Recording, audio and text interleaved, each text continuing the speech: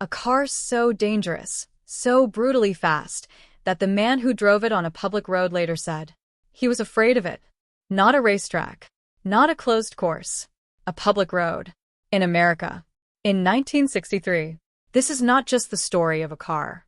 This is the story of a dream born in a Texas chicken farmer's imagination, forged in a tiny British workshop, and unleashed on the world like nothing that had come before or since. This is the AC Cobra. Picture this. It's 1961. America is riding a wave of optimism. Kennedy's in the White House. Rock and roll is on the radio.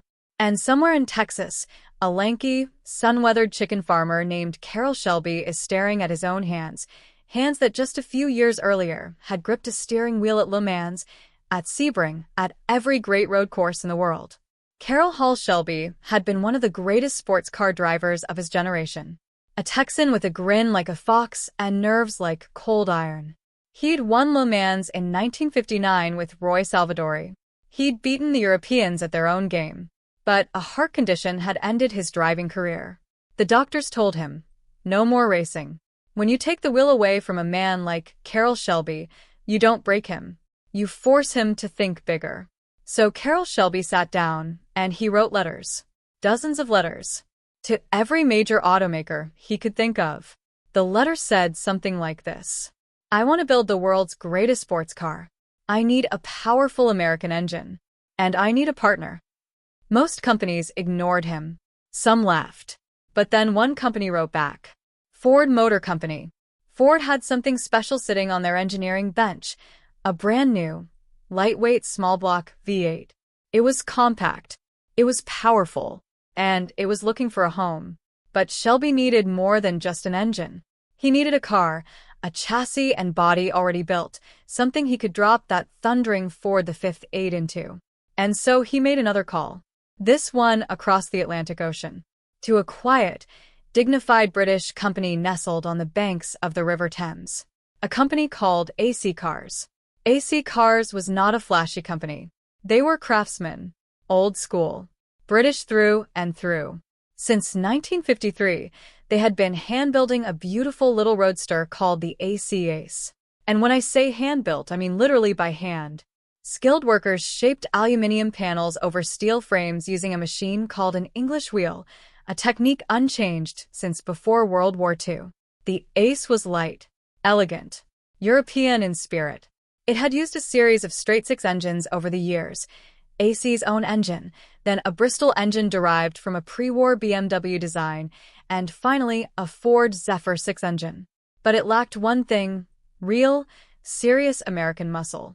When Carroll Shelby's request arrived, AC's leadership didn't dismiss it. They were pragmatic. The Ace needed a new future. And a Ford the Fifth 8 might just be the answer. In September 1961, Ford shipped two of its brand new 221 cubic inch small block V8 engines, one to Shelby in California, and one all the way to AC Cars in England. Here is where the magic begins. The engineers at AC discovered something remarkable. The groundwork had already been laid. When they'd modified the Ace's front end to accept the Ford Zephyr 6 engine, they had essentially pre-adapted the car for a V8 swap. The only significant mechanical change needed at the front was moving the steering box outward to clear the wider V8 block. There was one other critical change: the rear differential. The old unit wasn't built to handle the kind of torque a V8 would deliver. So AC's engineers swapped in a Salisbury 4HU differential with inboard disc brakes, the exact same unit used in the legendary Jaguar E-Type. Think about that. An English sports car, an American engine, and a drivetrain shared with one of the most beautiful cars ever made. Even before it had a name, the Cobra was already something extraordinary. By January 1962, the prototype was complete. Chassis number CSX 2000. The AC Ace 3.6. The engine and transmission were pulled out, and the bare rolling chassis was loaded into a wooden crate and put on an airplane to Los Angeles, California. Carroll Shelby was waiting. February 2nd, 1962. The chassis arrived at Dean Moon's shop in Santa Fe Springs, just outside Los Angeles. By now, the small block V8 had been bored out to 4.3 liters, 260 cubic inches, a version with a bit more displacement and a lot more attitude. Shelby's team went to work. In less than 8 hours, the engine and transmission were installed, the car was buttoned up, and it rolled out of the garage under its own power. Shelby took CSX 2000 out for its first road test. The story goes that when he came back, he was grinning that famous fox grin of his. He said something like, "Boys, we got us a car." But it still needed a name. The legend, and Shelby himself told the story, is that the name came to him in a dream. He woke up in the night, grabbed a notepad, and wrote down one word: Cobra. And so the Cobra was born. AC Cobra in Britain, Shelby Cobra in America. 2 names, 1 legend. Now the question was, how do you turn a dream into a production car? The answer was a partnership unlike anything the auto industry had seen. AC Cars and Thames would build the complete body and rolling chassis, painted, trimmed, finished, but with no engine and no gearbox. Then they'd ship the cars by sea to California. And Shelby's team would install the American power plant and correct any damage from the ocean crossing. A small number of cars were also finished on the East Coast by a man named Ed Hughes in Pennsylvania. In fact, the very first production Cobra, CSX 2001, was completed right there in Pennsylvania. The early cars, the Mark I Cobras, came with that 260 cubic inch Windsor V8. Only 75 of them were made with that engine, including the prototype. But soon, Ford rolled out a bigger version, 289 cubic inches, 4.7 liters. Shelby saw the numbers and called AC immediately. Forget the 260, we're going 289. He even offered to retrofit the upgrade to customers who'd already bought 260 powered cars. Most of them took the deal, which is why today, a genuine 260 engine Cobra is one of the rarest, most valuable versions of a car.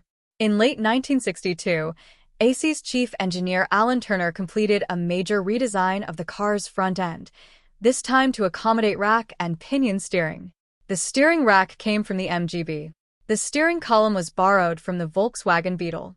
Only Carroll Shelby could take parts from a British sports car, a German economy car, and a Ford the Fifth Eight, and make them feel like they were born together. This updated car was the Mark II. And from 1963 to the summer of 1965, about 528 of them were built. By this point, the Cobra wasn't just a road car. It was a weapon. You have to understand what motorsport looked like in the early 1960s to understand why the Cobra mattered so much. Ferrari owned the world. Enzo Ferrari, Il Commendatore, ran his racing operation like a kingdom, and the GT class at every major race was essentially a Ferrari procession. Red cars at the front, red cars in the middle, red cars at the back. Carroll Shelby wanted to change that. Not for business reasons, though that mattered too. He wanted to change it for the honor of it, the pride of it. An American car with an American engine going up against the Italian aristocracy of motorsport. And the Cobra could do it. It was lighter than the Ferrari 250 GTO. It was faster in a straight line. In the right hands, on the right track, it was terrifyingly competitive. The Shelby team campaigned the Cobras hard. CSX 2000, the original prototype, was raced. Other Cobras were built specifically as competition cars, stripped to the bone and dialed in by some of the best racing mechanics in America. But there was a problem. The Cobra was a roadster. Its open body created enormous aerodynamic drag at high speed. At a track like Le Mans, where cars spent long stretches on the Mulsanne Straight doing 180, 190 miles per hour, the drag was killing them. Shelby needed a coupe. A car with a proper roof, a shaped rear end, something that could cut through the air like a bullet. And so, one of the most beautiful race cars in American history was born. The Shelby Daytona Cobra Coupe. 6 of these cars were built, each one slightly different from the last. They used the leaf spring chassis and running gear of the Mark II Cobra, wrapped in a hand-formed aluminum body designed by Peter Brock, who was just 26 years old at the time. In 1965, the Shelby Cobras won the FIA World Manufacturers' Championship in the GT class. An American team. American cars. Beating Ferrari on the world stage. Carroll Shelby had done the impossible. The 289 Cobra was fast. Dangerously, irresponsibly fast. Road testers were writing things like "not for the faint of heart" and "demands total commitment." And then Shelby and Ford decided to go bigger. Much bigger. The new car would be built on an entirely new chassis, the Mark III. Where the Mark I and Mark II had used 3-inch main chassis tubes, the Mark III used 4-inch tubes. The suspension was completely redesigned, ditching the old transverse leaf spring setup in favor of coil springs all around, a massive improvement in handling. The body was wider. The fenders flared dramatically to cover massive new tires. The radiator opening was enlarged to feed air to the new engine. The whole car looked like it had been on a muscle-building program. And then they dropped in the engine. The Ford 427 FE, the side oiler, 7 liters of American Fury. In standard form, 425 horsepower. In the semi-competition version, known as the S/C, 485 horsepower. For reference, a standard 427 Cobra could hit 164 miles per hour. The S/C version could reach 185 miles per hour. In 1965, without traction control, without stability management, without power steering, without airbags, with a ladder frame, a hand-built aluminum body, and drum brakes on some versions. Just you and 485 horsepower and whatever courage you could muster. Motor Trend journalists who drove early 427 Cobras came back white-knuckled. One famously said the car was like trying to steer a missile. Another said that getting on the power mid-corner felt like asking the ground to disappear beneath you. The 427 Cobra was not a comfortable car. It was not refined. It was not subtle. It was the most honest machine ever put on 4 wheels. You felt everything. Every pebble. Every crack in the road. Every change in wind direction.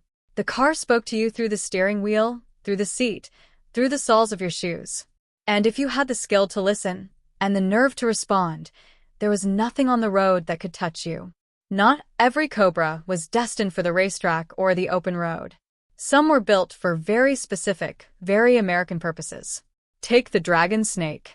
Shelby offered a drag racing package, a set of modifications that turned the Cobra into an NHRA weapon. Only 6 289 Dragon Snake Cobras were built by the factory. They won multiple NHRA national events, driven by racers like Bruce Larson and Ed Hedrick. There was the Slalom Snake built for autocross. Only 2 were ever made. White with red racing stripes. Red leather interiors. Every suspension option available. Koni shock absorbers, anti-roll bars, special magnesium wheels. These cars were essentially the Swiss Army knife of the Cobra lineup. And then there was the one they called the Super Snake. In 1966, a 427 S/C competition car, CSX 3015, originally used for a European promotional tour, was converted into something unprecedented. 2 Paxton superchargers were bolted to that already monstrous 427 engine. Mufflers were added to make it nominally street legal. A windshield. Some bumpers. Shelby built a second one, CSX 3303, and gave it to his close friend, comedian Bill Cosby. Bill Cosby tried to drive it, and he could not control it. This was not a beginner's mistake. Cosby was a grown man with road experience.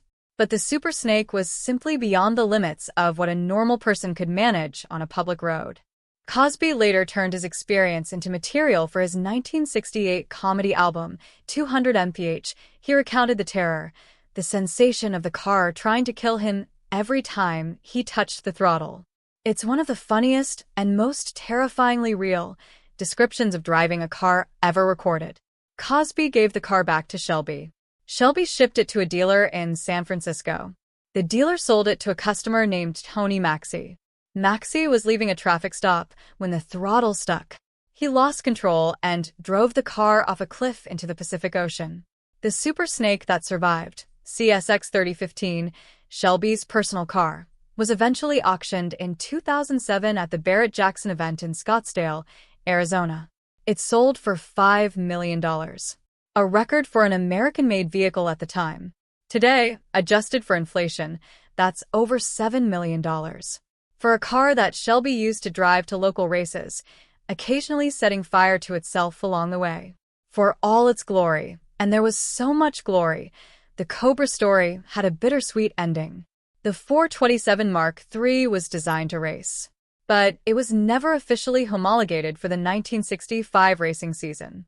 The rules required at least 100 cars to be built, and Shelby only completed 56 of them. The racing program was shelved. Of those 56 competition cars, 31 were detuned and converted for street use, the S/C models. Today, an original S/C can sell for $1.5 million. The rest of the 427 production models were fitted with Ford's 428 engine, a slightly different version with a longer stroke, intended more for road use than racing. Good cars, but not the same. And by 1967, it was over. Ford and Carroll Shelby discontinued importing cars from England. The AC Cobra, in its original form, was dead. In total, somewhere between 998 and 1,070 genuine AC/Shelby Cobras were built in the 1960s. Exact numbers are debated to this day, partly because of the complex, distributed production process and partly because of the later controversy over counterfeit cars. A controversy that would come back to haunt Carroll Shelby decades later. In 1993, the Los Angeles Times broke a story that shook the classic car world to its core. Carroll Shelby, the legend, the hero, the man who beat Ferrari, had allegedly used a loophole in the California DMV system to create 43 duplicate titles for vehicles that did not officially exist in company records. These were for 427 Cobras, the most valuable version. And AC Cars in England confirmed it. The chassis numbers Shelby had obtained titles for had never been manufactured by AC Cars. Shelby admitted that the chassis had been built in 1991 and 1992 by a California engineering firm called McCluskey Ltd., not by AC Cars. He denied wrongdoing. He said he was the victim of a smear campaign by the man who then owned AC Cars, a British competitor who was also building continuation Cobras and wanted to damage Shelby's reputation to boost his own sales. The truth, as is so often the case, sits somewhere in the complicated middle. What the scandal did was expose something the collector car world had long known but rarely said aloud. The line between a genuine Cobra, a continuation car, and an outright forgery was extremely difficult to draw, especially when Carroll Shelby himself was involved in both. It's a chapter that complicates the legend, but it doesn't erase it. The Cobra never really died. Since the late 1980s, a whole ecosystem of continuation cars has grown up around the legend. Shelby himself authorized continuation versions of the original series, produced in Las Vegas, Nevada, carrying on the CSX numbering system where the 1960s left off. The CSX 4000 series continued the 427 S/C. The CSX 7000 series reproduced the 289 FIA race version. The CSX 8000 brought back the classic slab-sided streetcar. And the CSX 9000 continued the Daytona Coupe.